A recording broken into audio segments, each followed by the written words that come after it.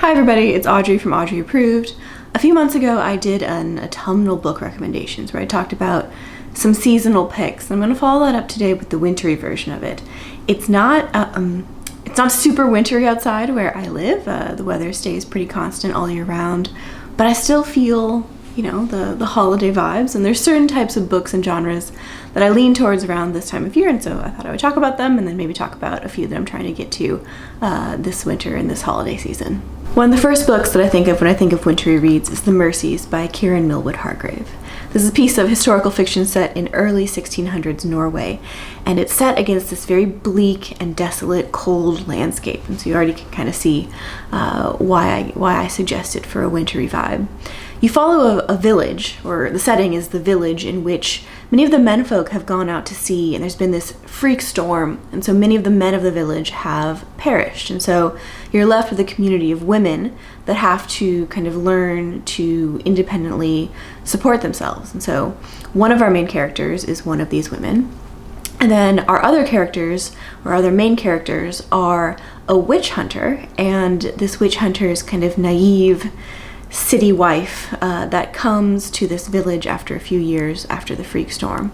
And so it's really the dynamic between these three characters that you follow and that slowly kind of unfurl across the pages. There are a few things that I really like about this book. The first is the setting. I do think it is extremely atmospheric. I really think that Hargrave builds the scene. You can tell that she did a lot of research when she wrote this book. And the second thing that I really like is the power dynamics.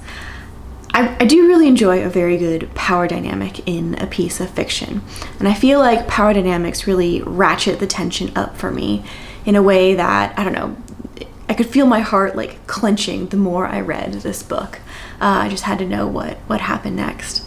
I do think this is based on real events, real witch trials that did occur, and so if you're looking for a more women-focused, humanized kind of version of these real events, then you might enjoy this. And I think the setting is so applicable to wintertime, but it is definitely, a high-stakes read. Hargrave does have another book that has come out since this one was released. It's called The Dance Tree. I haven't gotten to that one yet. I don't know if it's a wintry vibe, but I'm hoping again for the same sort of tension and character build-up that I got so well delivered in The Mercies. If you're looking for a different vibe, you can read Klaus by Morrison, which is a graphic novel that I read on Christmas Eve like 2 or 3 years ago. And I highly recommend that as, a good time to read this book. This follows Santa Claus as you learn about his true backstory, but the Santa Claus in this story is very young and very fit. It reminds me a bit of Wolverine, so it's a cross between Santa and Wolverine. And I think the art style reflects this. It feels very much like comics, and I think this author has done quite a bit of comic work.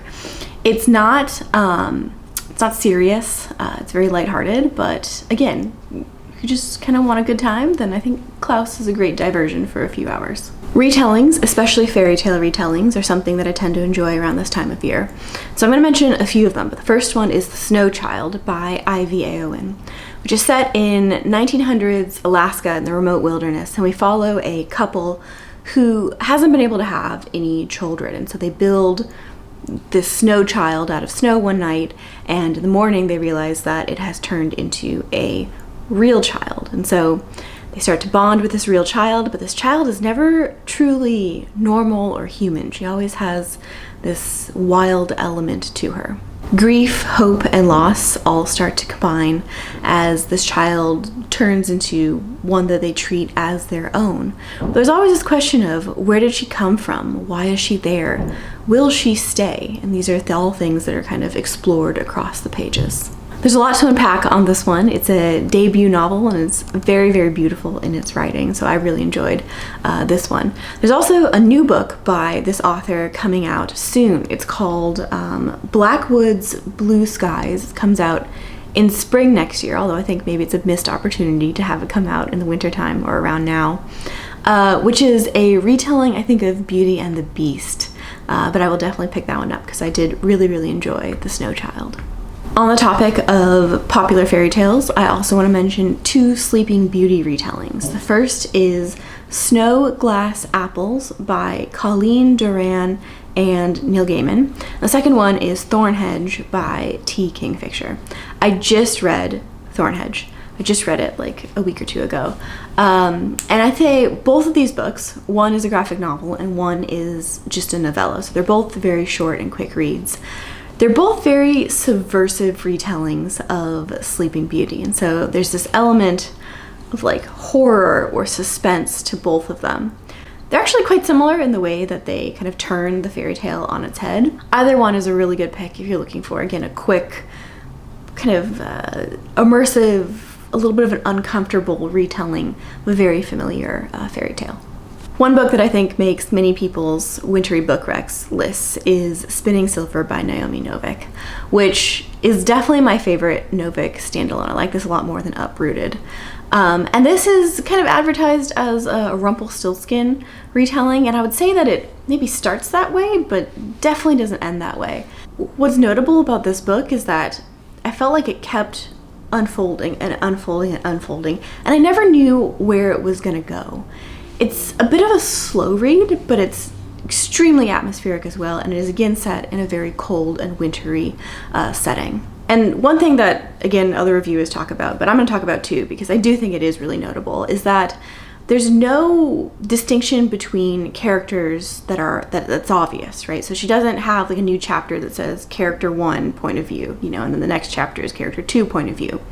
But you know whose story you're following just because of the language and the writing that Novik uses for each character. And so they're very distinct people that you follow, and you can really follow along based just solely on their writing voice. And I think that is really cool and definitely and expertly well done in Spinning Silver. This is a slow read, like I said, but I think the element of unexpectedness that you have, because I never really knew where this was going to go, I think kept me really tied into the story, even though it was a little bit longer and a little bit slower. But I think it's, truly an excellent pick for this time of year. And the last rec that I have is a book from the Read the World project that I've been working on. This was the Finland book. It is The True Deceiver by Tove Jansson, who's known for her, I'm going to forget the name now, but the cartoons, Mama something, I'm going to put them up. She's known for that children's cartoon, but I really, really love this piece of literary fiction. It's set in a unnamed Scandinavian village during wintertime again. We follow two women. One of these women is an outcast in the village, and the other woman is very well respected, and so you've got this very different social standing between these two main characters.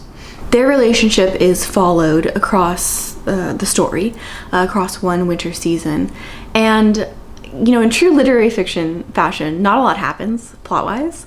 But I think what's so interesting about what's explored here is that one of these women explores life with very cold realism, and the other woman explores life with this kind of naivete that I think buffers her against hardship. And so the author is truly asking, like, who is the bigger deceiver here? Which way to experience life and experience hardship in life is the right way to approach it. My aunt and my cousin, who I'm doing this Read the World project with, did not love it as much as me, but there's something about it that just really hit. I also read it during, I think, the power outage a few years ago at my parents' house, and so I have an element of like memory for when I picked the book up. But yeah, I think it's a banger. I think if you're looking for a short piece of literary fiction, you should check out The True Deceiver. When it comes to books on my radar this season, there were two that I was really excited about. The first was The Wood at Midwinter by Susanna Clarke, which is the same author as Piranesi. And I read this in like 20 minutes because it's like a 30-page illustrated novella. And I thought it was pointless. I don't know. It was almost like the prologue of a book, but it just kind of ends. So I don't know.